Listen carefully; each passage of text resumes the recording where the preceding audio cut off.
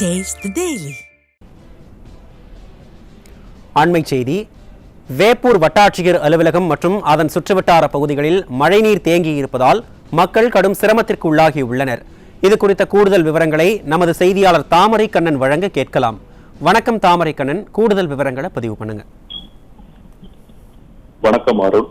கடலூர் மாவட்டத்தில் கடந்த சில நாட்களாக தொடர்ச்சியாக பெய்து வரும் கனமழையின் காரணமாக பொதுமக்களின் இயல்பு வாழ்க்கை முற்றிலும் பாதிக்கப்பட்டுள்ளது. இந்த நிலையில் நேற்று இரவு முதல் வேப்பூர் சுற்றுவட்டார பகுதிகளில் பெய்து வரும் மழையால் வேப்பூர் வட்டாட்சியர் அலுவலகம் முழுவதும் மழைநீர் சூழ்ந்து குளம் போல் காட்சியளிக்கிறது.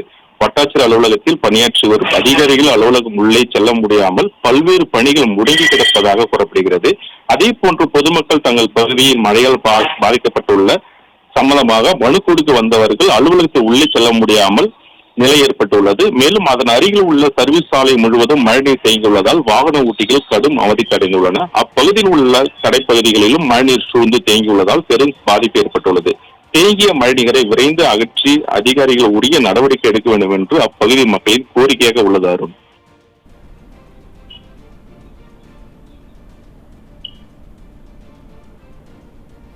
விவரங்களை வழங்கியமைக்கு நன்றி தாமரை கண்ணன்.